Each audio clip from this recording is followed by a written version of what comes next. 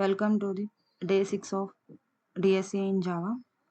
In today's video, I will discuss about the check whether the number is the 3 power or not. So, this is the problem statement. Given a positive integer n, find if it is a 3 power. If it is a 3 power, then return true. Otherwise, return false. So, 3. 3 power 1 is the 3. So, it's 3 power. So, return true. 1. 3 power 0 is the 1. So, return true. So, first, they already mentioned 3 power x for some non-negative integer x, and the power is always starts with 0. So if the number is less than or equals to 0, then return false. Why? Because the power value starts with 0 and 3 power 0 is 1.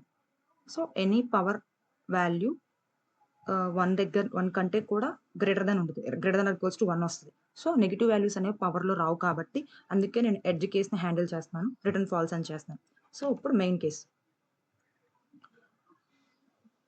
ఒక number for example 9, n equals to 9 ఇచ్చాడు అనుకో. 9 అన్నది 3 power కదా. 9 అంటే ఏంటి? 3 square. So ఒక number అన్నది 3 పవరా కాదని మనం ఎలా చెక్ చేస్తాం? ఫస్ట్ నేను ఏం చేస్తానంటే 9ని నేను 3తో డివైడ్ చేస్తాను.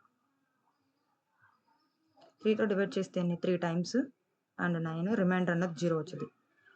మనం ఒక 3 డిజిట్ 3 పవర్ని మనం డివైడ్ చేసాము అంటే రిమైండర్ అన్నది 0 వస్తుంది డెఫినెట్లీ, కన్ఫామ్గా.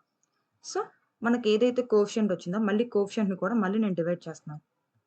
ఇక్కడ ఏదైతే కోఎఫిషియంట్ వచ్చిందో నేను మళ్ళీ దాన్ని డివైడ్ చేస్తున్నాను 3తో. సో ఇప్పుడు ఏమొస్తుంది? ఇక్కడేమో రిమైండర్ 0 వస్తుంది, కోఎఫిషియంట్ 1 వస్తుంది. అంటే మన పవర్ వాల్యూ అన్నది రెడ్యూస్ అయ్యి 1 అయ్యింది అంటే డెఫినెట్లీ ఇట్స్ 3 పవర్, అంతే కదా. ఫర్ ఎగ్జాంపుల్ ఇంకొక ఎగ్జాంపుల్ తీసుకున్నాం, 27 తీసుకున్నాం. 27 ఫస్ట్ నేను 3 టేబుల్తో డివైడ్ చేస్తాను. సో రిమైండర్ ఏమొస్తుందో చూద్దాం. సో 9 టైమ్స్ 27, సో రిమైండర్ అన్నది 0.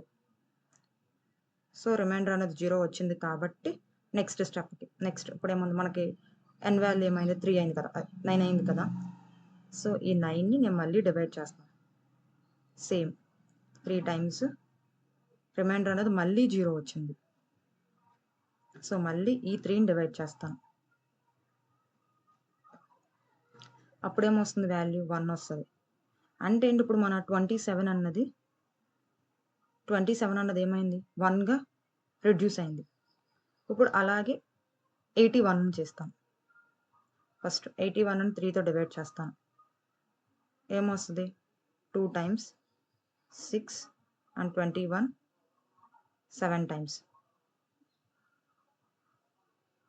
అంటే ఏమొస్తుంది? రిమైండర్ ఇక్కడ 0 వస్తుంది, ఇక్కడ 27. ఆల్రెడీ మనం 27కి చేసాం. ఇది 27 చేస్తే మనకేమైంది అంటే ఇక్కడ కూడా 81 అన్నది 3 పవర్ కాబట్టి వాల్యూ అనేది రెడ్యూస్ అయ్యి 1 అయింది. ఇప్పుడు అలా కాకుండా 3 పవర్ కాకుండా ఒక వాల్యూ తీసుకున్నాను అనుకో. ఫర్ ఎగ్జాంపుల్ నేను ఏం తీసుకుంటున్నాను అంటే 18 తీసుకుంటున్నాను. ఇప్పుడు 18 3తో మల్టిప్లై 3తో డివైడ్ చేశాను అనుకో 6 టైమ్స్ అండ్ రిమైండర్ అనేది 0 వచ్చింది. సో ఓకే, మళ్ళీ 6ని 3 టేబుల్తో డివైడ్ చేస్తాను. అప్పుడేమొస్తుంది? 2 వస్తుంది, ఇది 0, రిమైండర్ అనేది 0 వస్తుంది. ఇప్పుడు 2ని 3తో డివైడ్ చేస్తున్నాను. ఇప్పుడు ఏమొస్తుంది? రిమైండర్ అన్నది 2 వస్తుంది, వాల్యూ అనేది 0 అవుతుంది. ఎప్పుడైతే రిమైండర్ 0 కాకుండా ఎనీ వాల్యూ వచ్చినా అండ్ n వాల్యూ అన్నది రెడ్యూస్ అయ్యి 1 అవ్వకుండా, n వాల్యూ ఈక్వల్స్ టు 1 అవ్వకుండా ఎనీ వాల్యూ అయ్యింది అంటే ఖచ్చితంగా 3 పవర్ కాదు.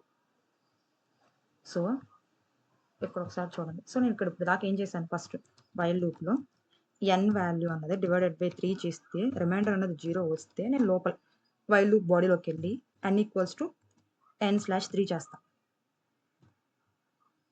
ఇలా అయిన తర్వాత లాస్ట్కి రిటర్న్ అన్నది ఏం చేస్తానంటే n వాల్యూ ఈక్వల్స్ టు 1 వస్తే రిటర్న్ ట్రూ అవుతుంది లేదా ఫాల్స్ అవుతుంది. ఇప్పుడు ఇది చేద్దాం.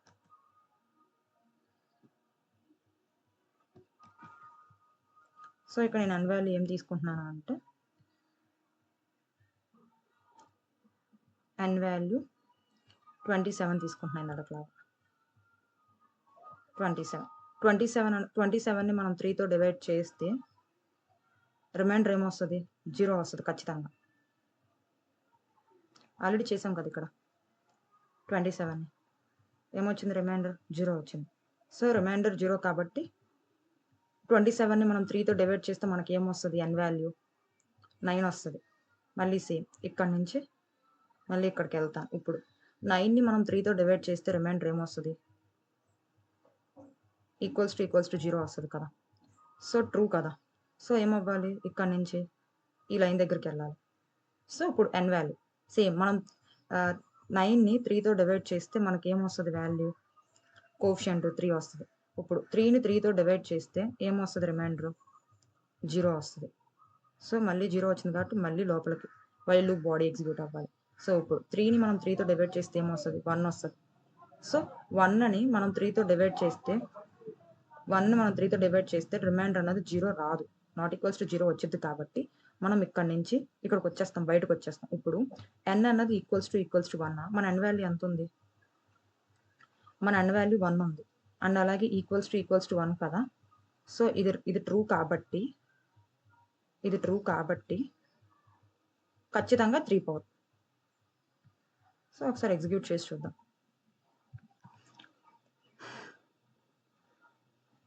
ఓకే,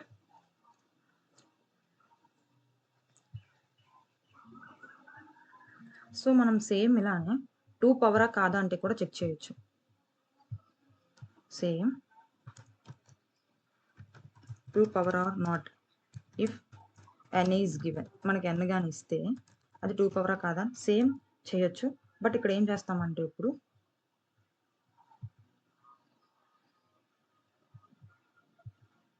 ఇక్కడ ఏం చేస్తాము అంటే 2 పవరా కాదన్నప్పుడు 2 పెడతాము. 2 అంటే రిమైండర్ని 2తో డివైడ్ చేసినప్పుడు రిమైండర్ 0 రావాలి 2 పవర్ అయితే.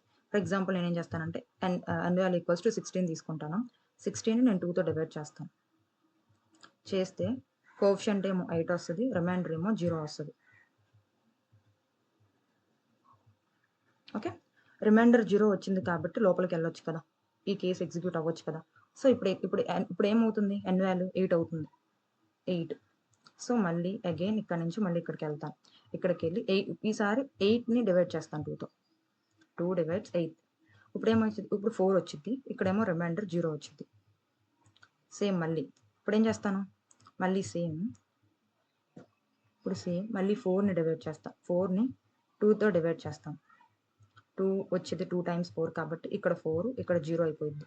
ఇప్పుడు నెక్స్ట్ 2ని 2తో డివైడ్ చేస్తాను. అప్పుడు ఏమొస్తుంది కోఎఫిషియంట్ ఏమో 1 వస్తుంది, రిమైండర్ ఏమో 0 వస్తుంది. సో ఇప్పుడు 1ని మనం 2తో డివైడ్ చేస్తే రిమైండర్ అన్నది 1 వస్తుంది అండ్ కోఎఫిషియంట్ అన్నది 0 అయిపోయింది. బట్ ఇక్కడ ఏంటి, ఎప్పుడైతే రిమైండర్ అన్నది 0 కాకుండా వేరే వాల్యూ వస్తుందో అప్పుడు మనం ఇక్కడికి వచ్చేస్తాం. ఇక్కడికి వచ్చి చెక్ చేస్తాం n వాల్యూ అన్నది. n వాల్యూ 1 కదా, 1 ఈక్వల్స్ టు 1 కాబట్టి ఇక్కడ ఏమవుతుంది అంటే ట్రూ రిటర్న్ అవుతుంది.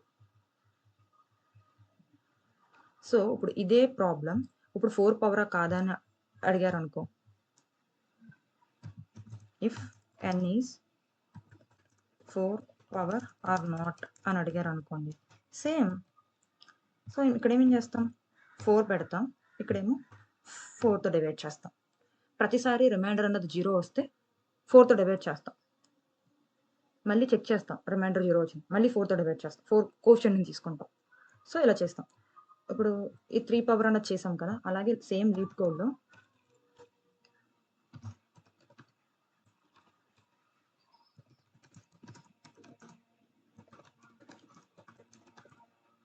ప్రాబ్లం.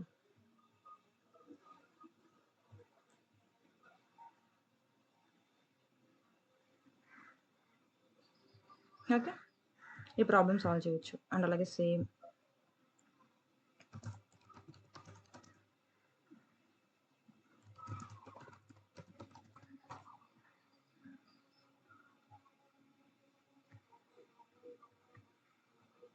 ఓకే, సేమ్ లాజిక్ 3 పవర్ని మనం ఎలా అయితే సాల్వ్ చేసామో సేమ్ లాజిక్తో మనం 2 పవర్ని 4 పవర్ని అండ్ ఎనీ పవర్ని, ఇప్పుడు ఫర్ ఎగ్జాంపుల్ 5 ఉందనుకో, ఒక నెంబర్ ఇచ్చారు 25 ఇచ్చారు. 25 అనేది 5 పవరా కాదా అంటే ఏం చేస్తాం?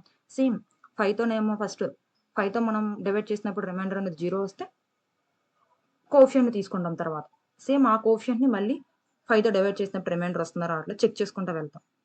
Okay.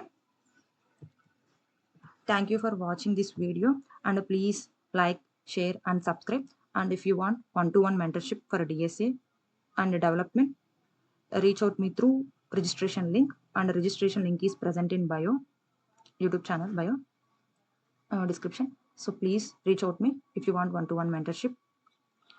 In DSA is available in Java, Python and JavaScript, and also development includes Java full stack, Python full stack and Men full stack. Thank you.